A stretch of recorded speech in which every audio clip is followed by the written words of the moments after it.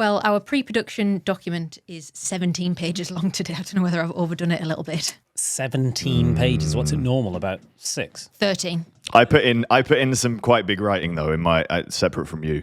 I make it extra big because I've realised that I just can't read. My eyesight's getting worse and worse. At some point I will make the switch to glasses and I'll be like, oh, he's got glasses on. You could get enhanced eyes if we lived in Cyberpunk. Oh yeah, you've been playing Cyberpunk again. I think enhanced eyes. Look, did you see all the people testing the exoskeleton, a real life exoskeleton for your legs that makes you be able to walk, like hike and ride a bike? And some guy did a YouTube video running a marathon in the exoskeleton legs.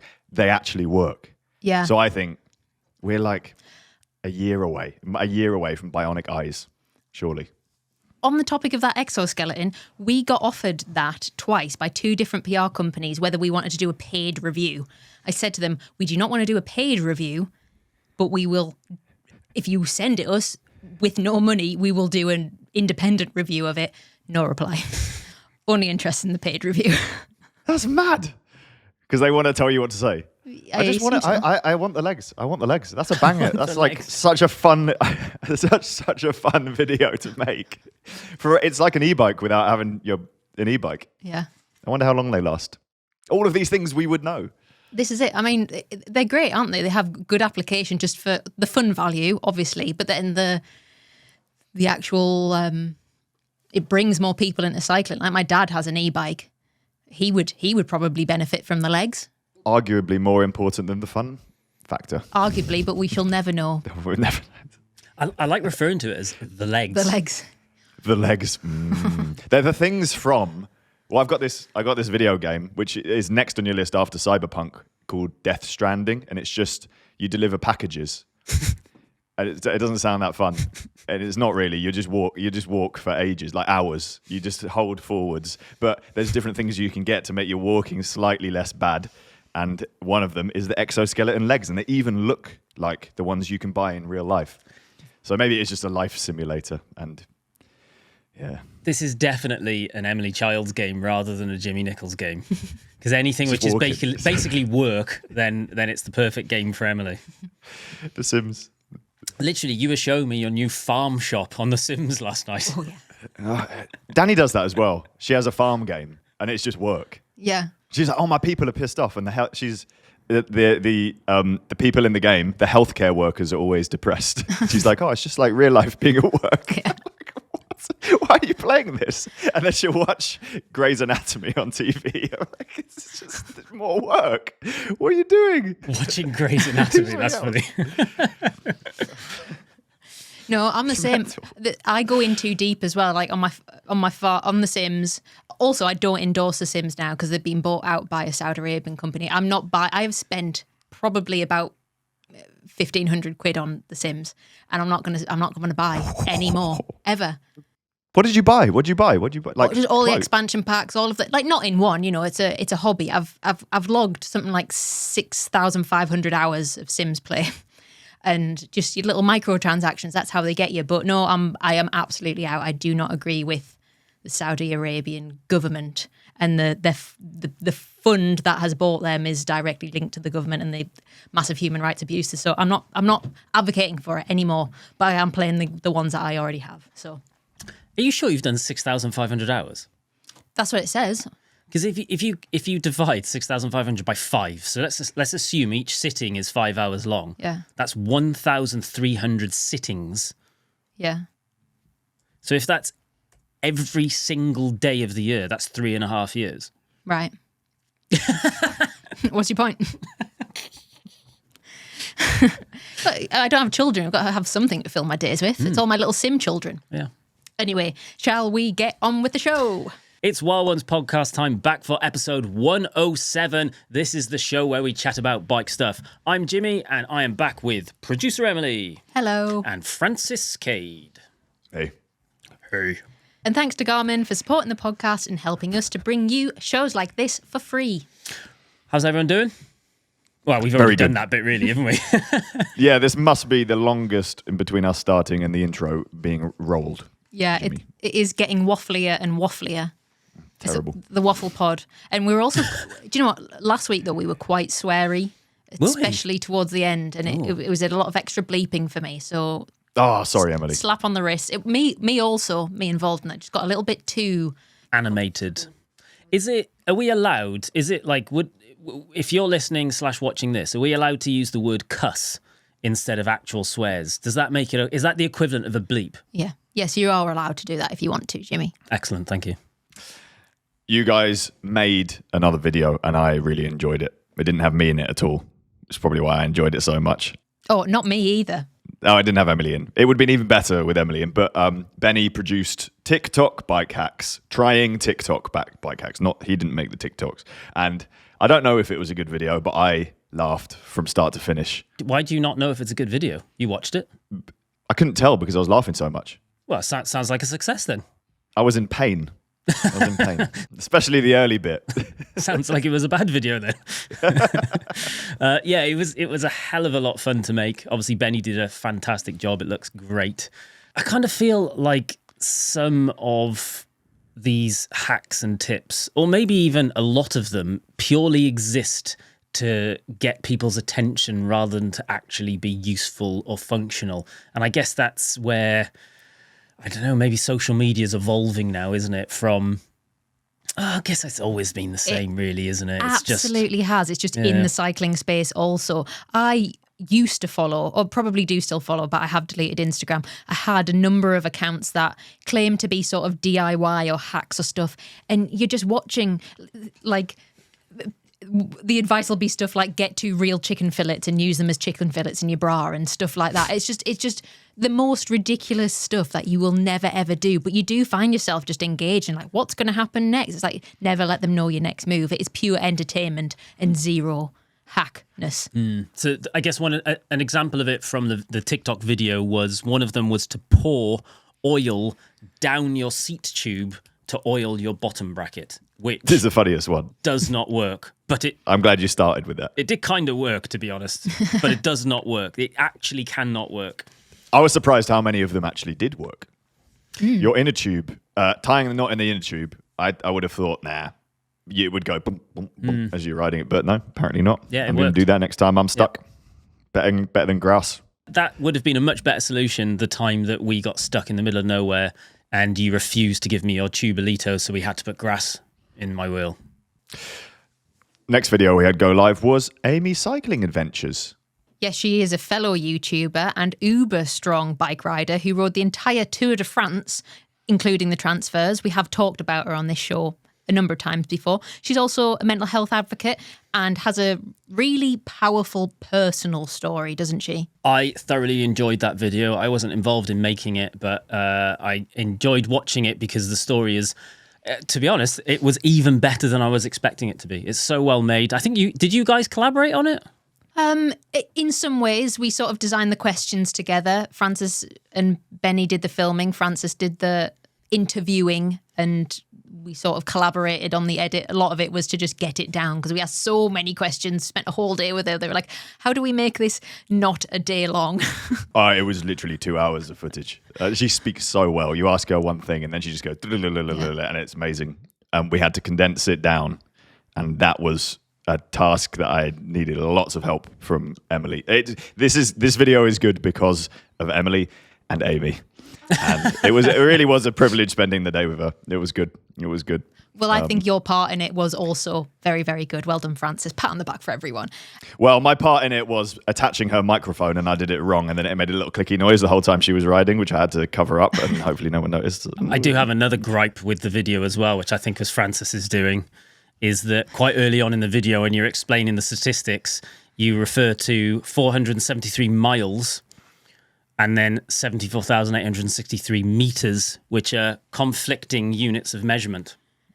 That is the world of cycling. I'm sorry, Jimmy. Well, that's what we do. English people plus cycling. So cycling does it. The whole world of cycling just alternates between whatever measurement feels bigger or looks better. Well, kilometers would be bigger. English people do the same thing. Well, maybe it's because I'm Welsh. That's I have an issue with it. And it's whatever text fitted in the thumbnail neater. Also, meters, miles, it's alliteration. Do you not think that your American friends, do they not work in feet for up? for Ascent? Yeah, meters, they get a bit confused by that. Yeah. It's whatever goes. It's whatever goes. I just make it up as I go. Whatever feels right. It's the vibes. The thing is, though, me and Emily were talking about this morning, and because I noticed this before it went live, and I basically, I was going to mention it. I was like, do you know what? I'm not going to mention it because Francis knows this, and he'll have picked it because he'll look at it and go, yeah, it feels right. It's the vibe. It's 100% true. Do you know Magnus Baxted, winner of Paris-Roubaix and legend of cycling sport? I did some riding with him, and he's like, no, kilometers, because it's more. Yeah, I agree. It's more. He's right. He's right. It's just more. Kilometers and meters. So maybe I should change that thumbnail. Sorry, guys. It's not in the thumbnail, Francis. It's in the actual intro to the video. Oh yeah, I should know that as well. Yeah, if you just re-record the whole video, please. Thank you very much. No, that we did sort of two titles, like an A/B testing thing. One of them was "This is proof that cycling can change your life." But actually, something Benny pointed out is something that's awesome about Amy is that she isn't proclaiming that like the bike solely fixed her. She talks a lot about going to therapy in her content on YouTube and on Instagram. She talks about what she is doing to maintain her mental health, and I think that's actually a really healthy message, because what therapy does is gives you a toolkit to be able to deal with challenges when they come up, rather than there just being one quick fix and then your life has changed and you're never depressed again or you're never sad again or whatever, and that just isn't real life. So actually the revised title should be like, this is proof that being brave and telling someone you're struggling and getting professional help and lots of perseverance and a good support network and understanding that mental health is like a garden that needs regularly tending, and having a positive outlet like cycling can change your life. But I think that might be too many characters for a title, so we went with a simpler one. Did you notice it's our 107th episode? I did indeed, Jimmy. And the number 107 is also our pal Chris Hall's favourite number. This number follows me around. Does it do the same for you guys? Yes, it does. It's like when you start to look for yellow cars, you always find them. Or it really is following us, and it's an effect from a higher being. Wait, what am I trying to say? It's the universe speaking to us. Perhaps. Yeah, Chris does a lot of very wild long distance cycling challenges. He once rode 107 kilometers a day for 107 days. Jimmy and Francis, you did a lot of that ride with him. Francis did a lot of the weekend and long rides, and I did a lot of the very early morning Regents laps. And weirdly, the same day this 107th episode comes out, Chris is also releasing a documentary on his YouTube channel about his latest challenge, which was bikepacking the perimeter of Britain. He did that earlier this year. So if you're looking for something to watch today or over the weekend or whatever, then go to his YouTube channel, Chris Hall Rides. I think it's made by Jack Haig, and Jack is a fantastic videographer and filmmaker, so it is going to be a banger. Yeah, I mean, we actually haven't seen it. We haven't had an early preview, so I'm giving a shout out to something I haven't seen. But I am confident it will be good. Me too. And if it isn't, then soz. Right, should we get into the news? Yeah, first up, cycling clothing brand Gorewear is closing down. They've been going since 1984, and they're probably best known for their Shake Dry jacket, the waterproof one, which got discontinued a few years ago. They're owned by fabric company Gore, who are the makers of Gore-Tex. They license their fabrics to lots of other companies, both in and out of cycling, and that's where the majority of their money comes from. Gore employs 12,000 people and made $4.8 billion in revenue last year. Billion. I'm lost my place. $4.8 billion. Gorewear is a relatively small part of the business, but it's still a shame. And the spokesperson for the company said, despite our best efforts, we face significant challenges that made it difficult to continue in a highly competitive landscape. They're going to keep trading and selling off the remaining stock until the end of March next year. That jacket was legendary, although the more I learn about why it's so waterproof, the more scared I get to use it. I have one. Yeah, it's it was very much seen as the creme de la creme of cycling waterproofs. Gore sold one. They also licensed the technology to people like Rafa. I think maybe Castelli had one as well. They were so expensive. I never owned one. But the reason the fabric was so good is that ultimately the membrane inside it was made of PTFE, which is a forever chemical. It's like this. It's the same stuff that's in Teflon, like non-stick pans and stuff. It got banned because it's a forever chemical. It's bad for your health. They sort of had a monopoly on that, and everyone else was using an expanded polyethylene or something similar. They're now using that also. So the consensus is that all waterproof jackets are kind of on a level playing field now. Yeah, it's actually the breathability rather than the waterproofness. It's very easy for fabrics to be waterproof, but it'll be that old school boil in the bag, sweaty bag, black, like you could cut holes in a black bag, wear that, and you're not going to get wet. Yeah. But you are from inside rather than outside. Yeah, Cycling News actually wrote a really good piece about how waterproof jackets are, quote, getting worse because PTFE is leaving them, but ultimately it doesn't matter. Indoor training is better than ever. Weather forecasting is very good too. Work patterns are increasingly flexible, meaning the likelihood of you having to ride in truly inclement weather conditions is greatly reduced. That was very very good good. points. That's a good points from them. It's a nice positive spin on something, isn't it? And actually going, well, no, it's okay. Don't worry about it. Yeah. Same with the non-stick pans, right? I did not understand how you make something not stick to just a normal metal pan. And we have discovered the answer, haven't we, Jimmy? Yes. You just heat it up properly first. It is a bit annoying. It has been a bit of trial and error. Yeah. So basically, we got rid of our non-stick Teflon. Was it Teflon? They're not. They're still in your cupboard because I use them when I come around your house. Well, we've got one or maybe two that we've kept in the cupboard just in case we have guests. Well, it was more if Emily's parents dog sit for us and they don't want to use our steel pans, and also when Francis stayed with us, he kept using the Teflon pans. Well, I need my fix of PTFE. Yeah. Yeah, exactly. You can't go cold turkey. You got to wean yourself off it slowly. So it's just a little bit of PTFE. You got to go warm turkey. Yeah. Yeah. But yeah, we've got stainless steel pans now, and what we learnt via a TikTok hack, probably, was heat the pan up beforehand, sprinkle in some water, and if the water beads, then it's less likely to stick. Correct. And I don't want this podcast to turn into like a weird Daily Mail article about how everything gives you cancer. Don't be scared of your pans. Like we did it, but I'm not saying that everyone needs to do it. But if you do want to do it, or you're struggling with your steel pan, then yeah, just heat it up more and it's fine. Coming back to the jacket, what I will say is the PTFE worked because I have not ridden a jacket which isn't made of Gore-Tex. That works. As well as. That works at all. Okay. Okay, next. More proof that Shimano 13-speed wireless Di2 is on its way. So news outlet Pink Bike found a patent for a new two-pronged derailleur hanger, and it looks like it's designed around a 13-speed cassette. And I say that because all of the drawings show a 13-speed cassette. There's also speculation that Shimano may be moving away from the traditional bendy mech hanger. The idea being that if your bike gets whacked, an inexpensive hanger is the sacrificial lamb over the more expensive frame or mech. But SRAM obviously came out with the full mount system, which is way more rigid, way more directly mounted to your frame, but more robust in itself and accounts for bangs. So the idea is that it shouldn't break.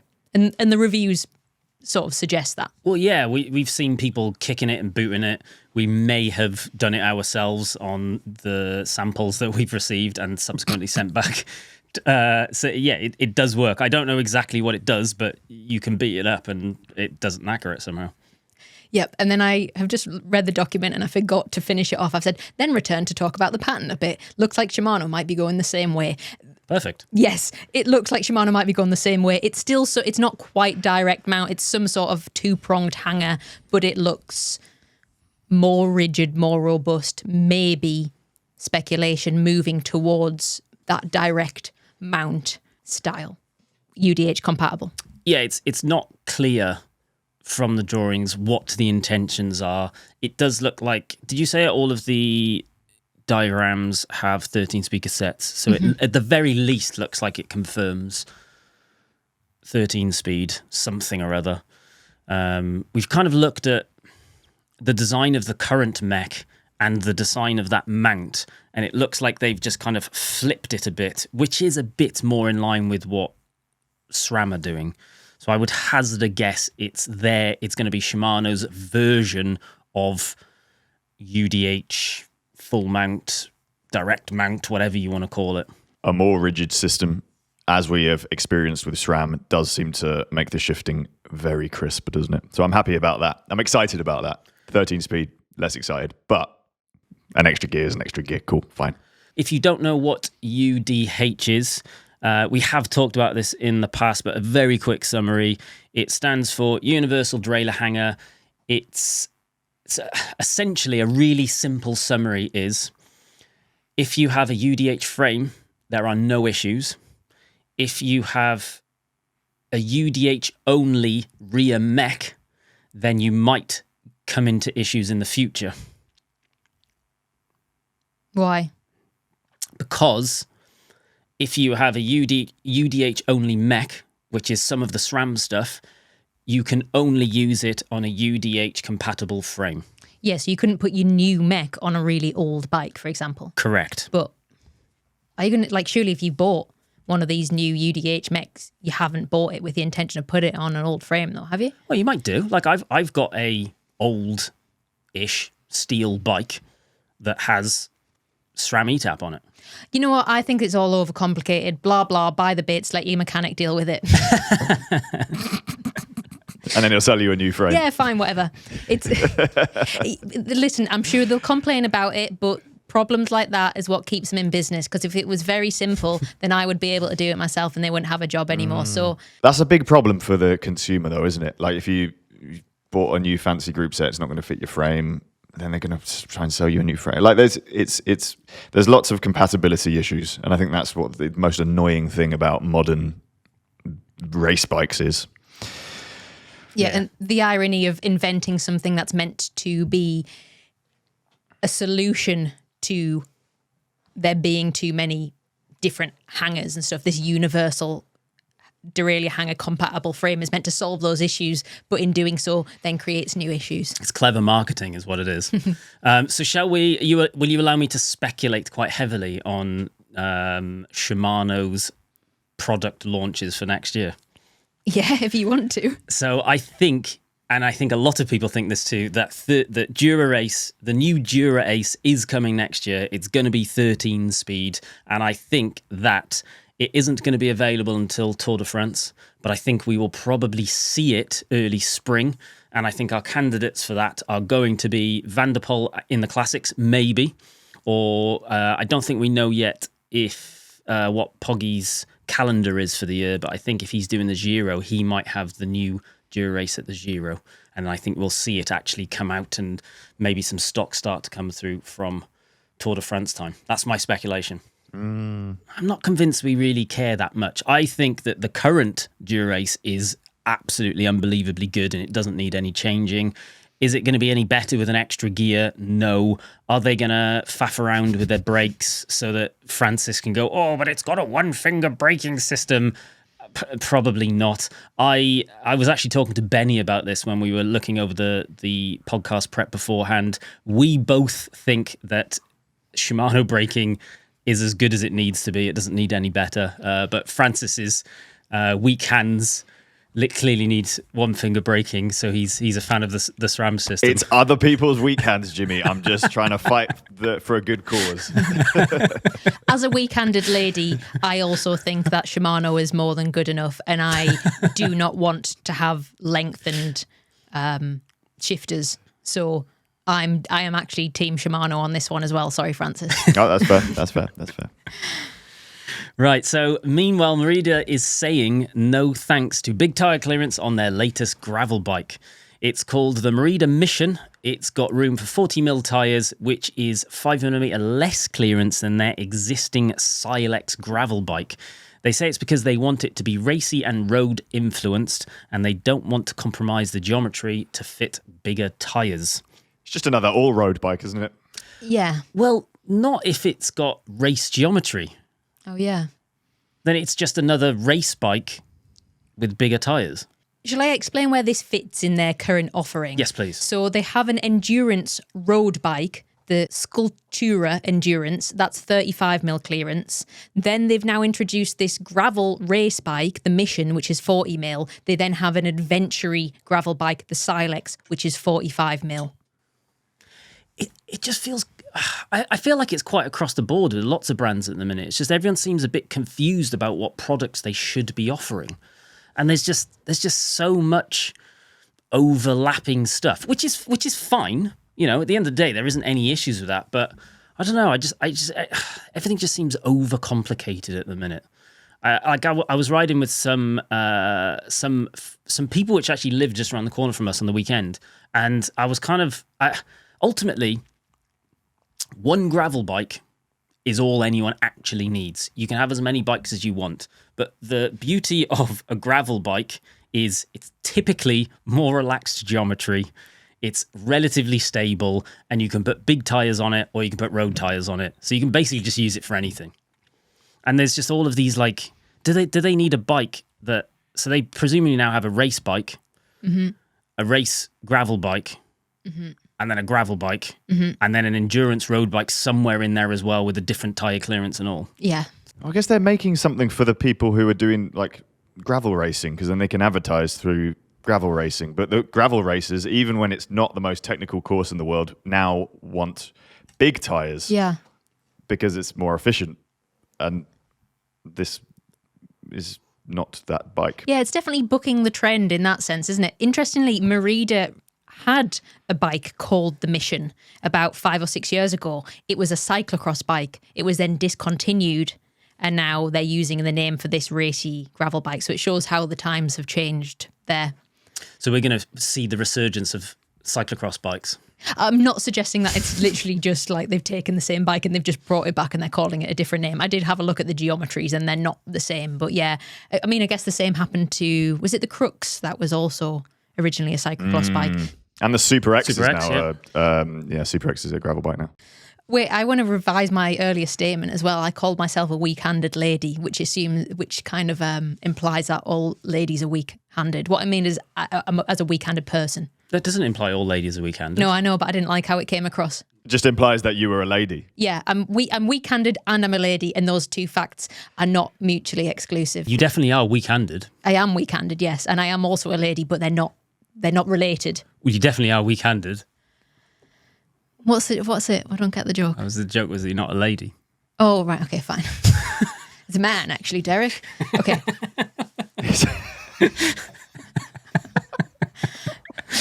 That'll make no sense if people haven't seen the clip. Google. Everyone has seen that clip, surely. It's such a good one, isn't it? Bob just confirmed the ground is now good to say. Oh, you've been joined by a beautiful lady. No, it's a man, actually, Derek. Who's? Oh, I'm sorry. He's just been joined by a beautiful lady. Right, speaking of new bikes, a listener called Elliot thinks he has spotted a new unreleased Cinelli aero bike. I tell you what, I absolutely love all of you people that watch and listen to our podcast, and you send us emails and you give us these amazing little tidbits for us to play around with. So thank you very much, Elliot. Do not stop sending us stuff. This is class. What's Elliot doing? He found this on lordgunbicycles.co.uk. He was just browsing the internet, just stumbled upon it. It's listed as the Cinelli Aero Scoop frame 2026. Chunky tubes, gaps in the seat stays. It's £3,950 for the frame. Maybe it comes with an integrated bar. We don't know.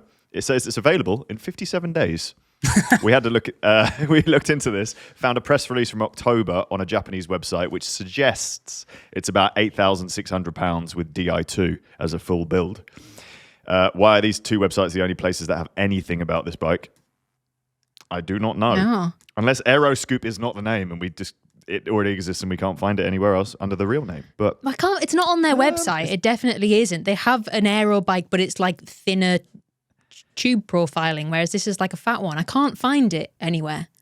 This has got the weird seat stays from on the Seika, S-E-K-A. Yeah, so my summary of this bike is it looks like a lot of old tech stuck together. So it's like the 3T Strada frame, Seika's Spear aero seat stays. I had a look at the geometry chart and it feels like it's very 2017. And the positives are it's got a T47 threaded BB, which I love. It's got tyre clearance for 34mm, which is great. And it is future-proofed, at least, with a UDH mech hanger. It made me look on Cinelli's website, and they do a steel Columbus tube road bike, and I really like the look of it. You sent it to me and asked what did you say? I said, I really like this bike. Will it be so heavy that I won't like it? And I said yes. Yes. Sorry. I'm all for make steel bikes cool again, but also A massive weight weenie. yeah, I am a weight weenie. Yeah. So sorry. But to be honest, most of that comes from carrying it upstairs rather than riding it up a climb. Yeah, just carrying it anywhere. Just yeah. I've just sent you guys a picture, which I don't know if we can use or not. Probably not. I would urge the viewers to go and look up the Cinelli Laser, which is they were quite ahead of their time with aero bikes from years ago, and they did some road bikes. They under the name Laser, they did road bikes and they did track bikes. And there's a low pro track bike, which is just basically the coolest bike in existence. I want one of these. It'll be very impractical, but There's no one sitting on that, are they?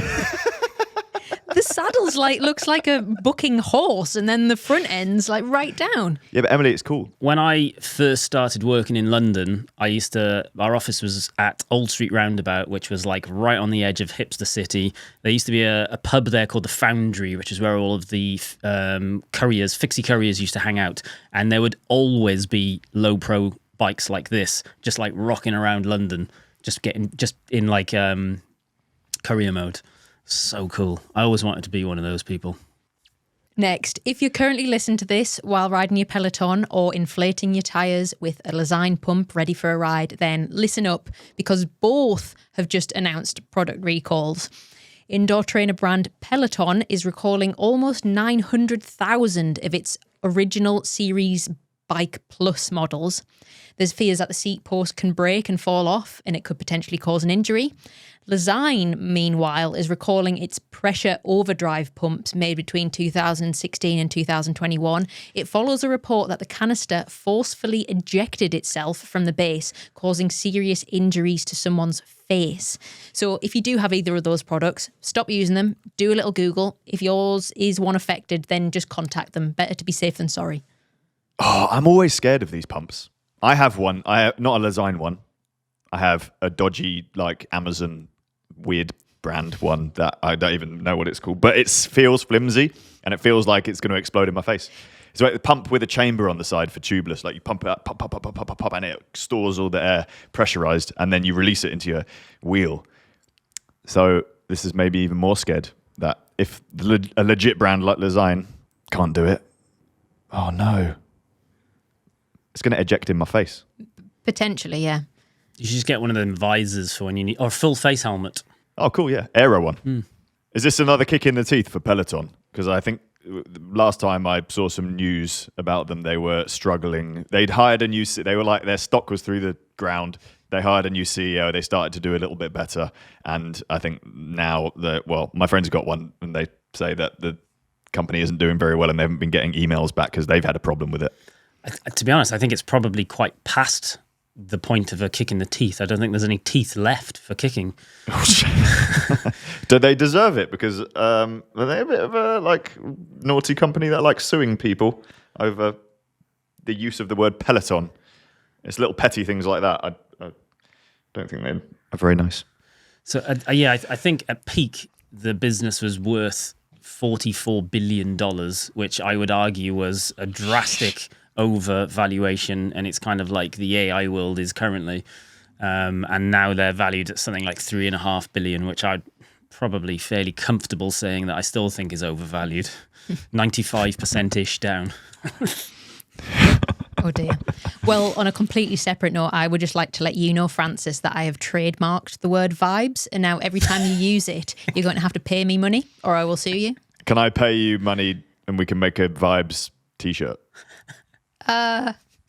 No, I'll just do it without you. Oh, shit. Not really, but... No amount of money. Emily can't be bought. What if it has a nice picture of Bella, your dog, on it? Oh, okay, fine. Yeah. Easily convinced. I know her weak points. We can settle it out of court, fine. And you get a version of the t-shirt in The Sims Oh, deal. when you buy the real one. You drive a hard bargain, but I'm in. Deal. Well, that wonderfully segues into our fluff up of the week. Yes, it does. It's mine, unfortunately. I fluffed up last week's video edit. I quite enjoyed it, to be honest. You showed me it. I didn't even realise that I'd done it. You won't know this if you were a listener, but the viewers may have seen a weird floating bike over Jimmy's face and just a white screen at some points. That floating bike was meant to be on the white screen. Last week's edit was difficult because last week's fluff up is that we were recording sections without audio, and then I had to fix that in the post edit. There was a point I spent about 4 or 5 hours on the first 10 minutes of that edit, and then we're on a deadline, so I kind of panicked and rushed, and things got missed. I've got some bad news for you. Mm-hmm. We've already had multiple technical issues for this video, so I'm pretty confident this edit is also going to be a pain in your back. I'm aware. So what we have on our side is we're recording this a day early from what we usually do. However, the reason we're doing that is because tomorrow Jimmy and I are getting a train down to London, so I'm going to be editing on the train. Wednesday, I worked on Sunday to get round the fact that on Wednesday afternoon I'm dragging Jimmy to a theatre production, a 5-hour-long theatre production of Harry Potter. So they're the constraints that I'm working around, but I think it's going to be fine. It's going to probably be okay. And there will probably be a podcast out on Thursday. So yeah, sorry. The other thing is, I have noticed on some of the recent videos, some comments saying that people would potentially like our Garmin ad read to be refreshed. We know this, but we haven't had the chance to get around to it yet. No. Some of it isn't that. I don't think this is the first time we've done this kind of sponsorship deal where it's like a long-term ad read thing. Mm-hmm. And I don't think that I appreciated that there could be some people getting tiresome of hearing the same thing. And in hindsight, it seems obvious. Oh, I've got a solution. Yeah? You can do what Lance Armstrong does on his podcast, which is he gets a piece of paper and he goes, Garmin are sponsoring today's video and they are really good. You should buy a Garmin. The new 1050 has released. Here are the features. Da da da da da da da. Well, there we go. That can be this week's one. Oh, done. Done. No, I am working on it. I have an idea for it, and maybe an idea where we can film a couple of different variations and then change them around. Because what goes on in the background is I have to write it, it then has to get signed off, it then needs revisions, it then has to get signed off, and it's a slightly longer process just because I guess both sides have to be happy with it. And also we are doing other stuff as well. But I do appreciate it. It does need to change, and I am working on it. Make it a song. Oh, that wouldn't be annoying, yeah. That would be really annoying. Even songs that I like get annoying after about 5 listens. Yes. A bad one. A Jimmy special. Oh, I'm all in. Oh my God, I want to do that now. I've been banned from saying I'm going to do a song, so I'm not going to commit to it. But maybe one day there'll be a Garmin song. There's no way they're going to sign that off ever. They might. Jack from Garmin is a musician. He would love it. He won't love what I make. Okay, so you're going to hear the old advert. Here it is. Today's episode of the Wild Ones podcast is supported by Garmin. I've actually been using Garmin bike computers and watches for well over a decade now. Yeah, me too. I actually bought my first one in 2012. It was the Forerunner 410, and I was training for my very first triathlon at the time. And how did that go, Jimmy? Well, it would have gone great if I hadn't accidentally miscounted my bike laps and got myself DQ'd for doing one short. Rookie error. You should have used the laps function. I know. But my point is, Garmin's have been part of our lives for a long time now. So it was a bit of a full circle moment when they came on board to support the channel. And they don't just make watches and head units with bike-specific GPS mapping and performance monitoring. Nope. They also make power meters, heart rate monitors, smart bike lights that capture video and alert you when cars are approaching, tax indoor trainers, and so much more. So thank you to Garmin for supporting this podcast. Right, time for some unpopular opinions. We're going to read out some cycling hot takes and decide if we agree or disagree. And the first one is from Robert, who says, if the steel bike were invented today and all we'd ever had was carbon or aluminium, steel would be heralded as the best frame material ever. The media would churn out pseudo-scientific videos claiming the natural spring of steel adds watts and saves seconds. Any extra grams would be marketed as stored potential energy, and rounded tubes would be perfectly aero from all directions. Everyone would ride more. Fewer bikes would end up in landfills. People could learn to maintain their own bikes. People could do that anyway. Shops could afford to stock everything. Anyone limping in might need to roll back out. It reminds me of, this is like when, do you remember when Specialized released a laced shoe and they were like 11-point fastening, or 12-point fastening system, and it's just laces? I mean, yeah, I agree. But all bikes are good, no matter the material, unless it's made of like PTFE. We bought some Tesco Finest tuna steaks, which are described as being encased in an ice glaze, which means that they're frozen. An ice glaze. No, this is good crack from Robert. I'm assuming he's being a little bit tongue-in-cheek here. This guy needs to get himself a Make Steel Bikes Cool Again t-shirt for sure. He also needs to be hired by a bike company, because I would buy whatever bike he's selling. Aero from every direction. Crazy. I actually think I could be a good guinea pig for this theory, because I have only ever really ridden, on road at least, carbon road bikes. So I am someone who, in my world, really only carbon does exist. So I could tell you whether... put me on a steel bike and I'll tell you whether it's... I'm going to put you on a steel rimmed brake bike and see how long you last. Yeah, do it. All right, I will. Okay, great.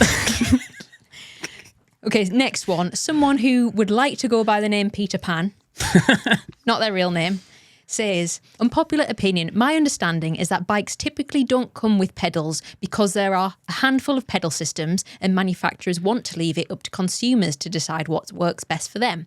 However, saddles need far more customization, and yet every bike is sold with one by default, which seems wasteful. Maybe the bike industry should transition to a system where bikes are sold without saddles and consumers find the one that suits their needs. The big manufacturers who make their own saddles would likely oppose such a change, but maybe could be some merit in this for smaller brands to try it out.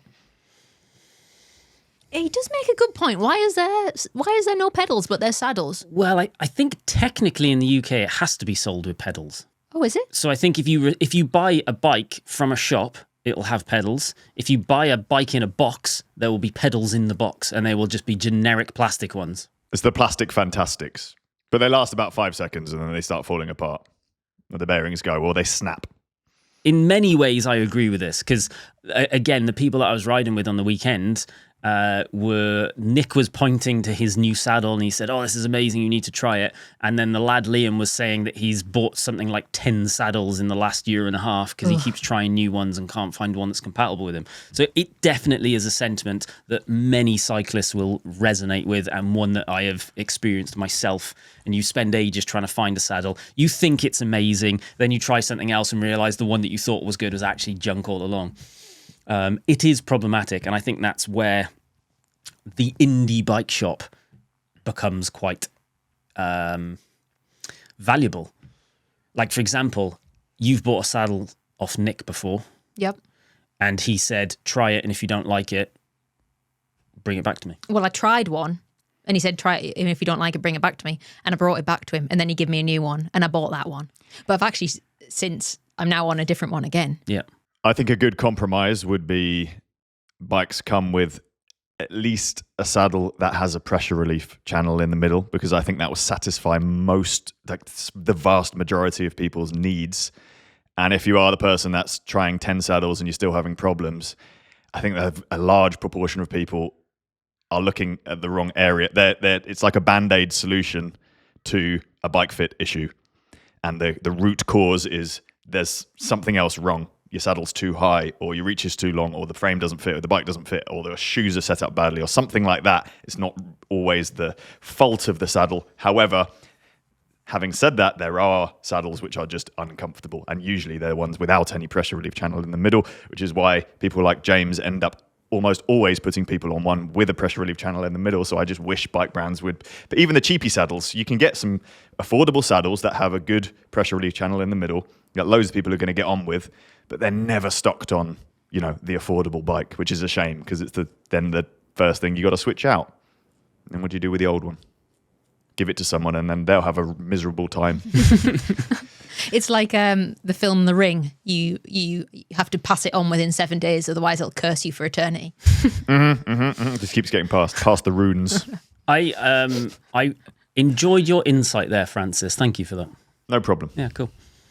Have we wrapped up this section? Yeah, wrap it up. Cool. Do you have an unpopular opinion? Send it to wildonespodcast@cademedia.co.uk and you might feature on a future episode. And don't forget, you can send us your stories and questions for Listeners Takeover, like this one from Jonah in India. Hello, Francis, Jimmy, and producer Emily. Good, you got her first name right. I'm fairly new to cycling and have been trying to lose weight and quit smoking through biking. It's been going great so far, but I need advice on how much I should eat on my rides, as my main objective is to try and lose weight. I normally take water and a couple of snacks, which I feel guilty about eating, but I still constantly tire out very fast. Should I just continue to push through? I've been losing a bit of weight, but my enjoyment of riding is decreasing bit by bit. Love the show, and yes, Jimmy, it's about the vibes. Oh, vibes counter. You owe me some money now. No, I am. There is definitely some red flags sticking out in this email. I want to definitely caveat this section with, I'm always hesitant to give advice on how to lose weight because I just don't want to glorify or place a lot of value on like the need for losing weight generally. Like it's a sensitive topic.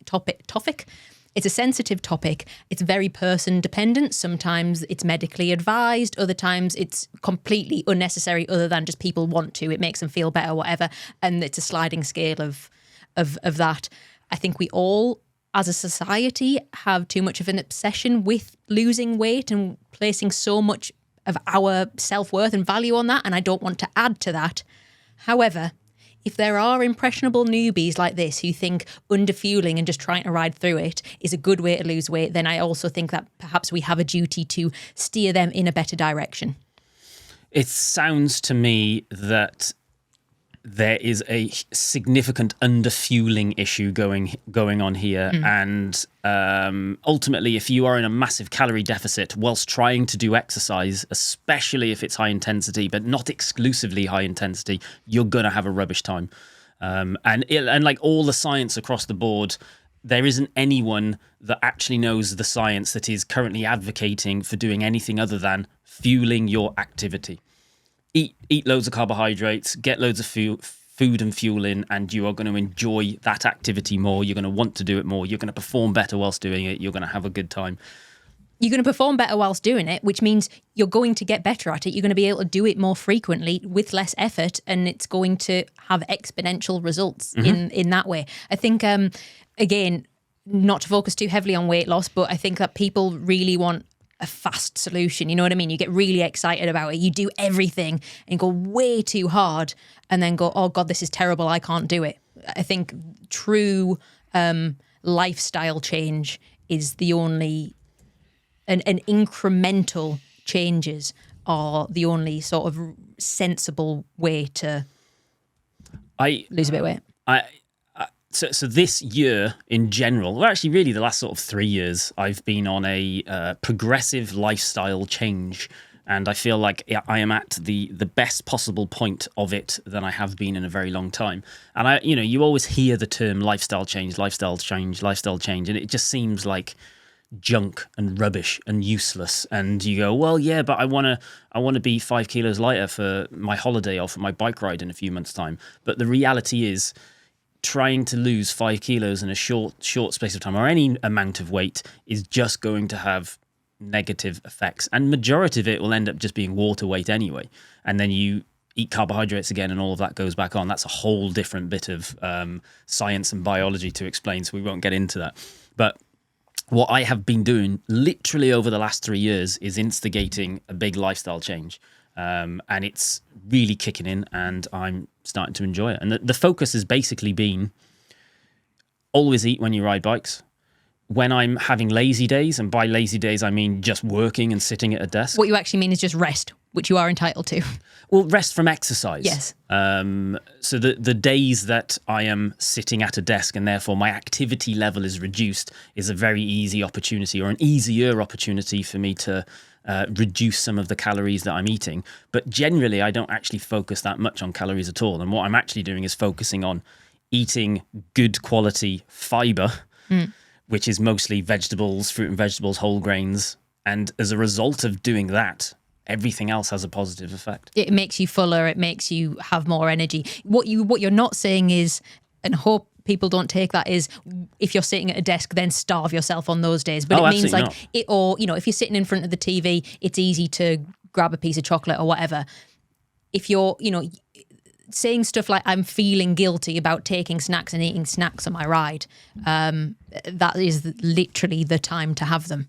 It's the time that your body needs fast release sugar and is going to use it. So if there's any time to be eating it, it's then. But also, please don't feel guilty about the food you eat. And actually, going back full circle to the start of this video, Amy Cycling Adventures talked really well on this topic about, she said something like, what you realise is you can pick a number on the scales out of thin air, and what you look like at that number and what Francis looks like at that number and what I look like at that number is completely different. Like, why are you chasing an arbitrary number on a scales, for example? If your focus is wellness, health and well-being, totally cool. And for you, that might mean a slight weight reduction, but it should not mean I feel guilty for eating on my rides, And I think the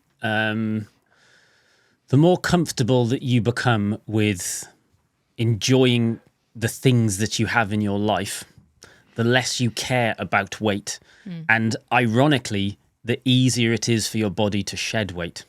So when I've been historically, many years ago, chronically stressed and obsessed with getting to these moments of, I haven't ridden my bike in ages and I'm now fat and I'm unfit and I'm horrible. I've got to lose some weight and I've got to get fit again. And then I go so extreme and I desperately try and lose weight. And my body goes, nah, you're too stressed to lose weight. We're holding on to absolutely everything. But it's only many years later when I've changed my lifestyle, reduced the stress in my life, reduced the pace of my life, that my body's actually, and I'm not even focusing on losing weight. I'm focusing on just eating really, really well when I want to eat. And that's just kind of my body's in now a different state, that it is stabilizing in a different way, Yeah. Francis is Mr. Performance, he's ex-bike racer. Where do you stand on it?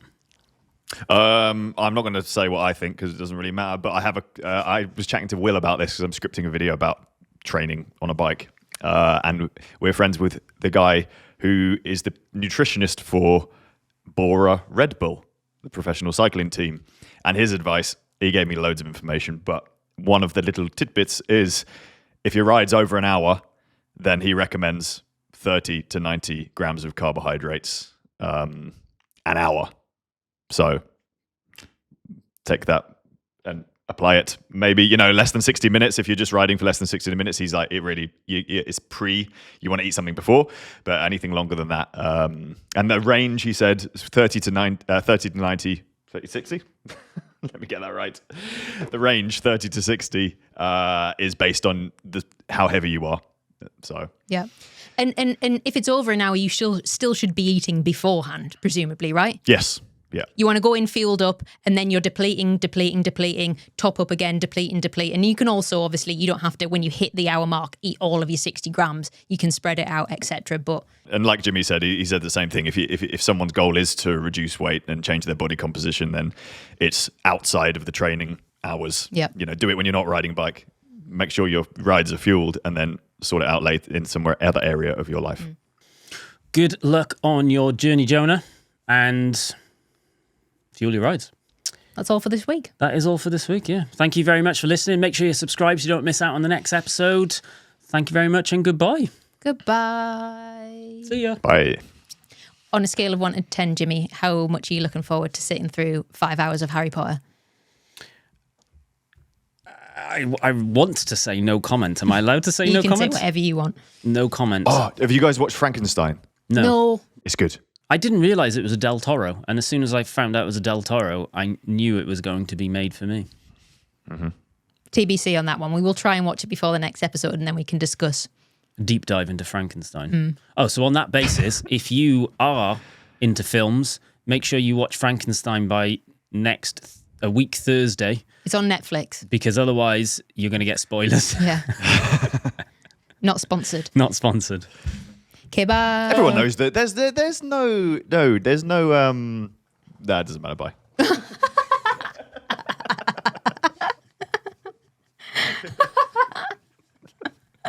That was great.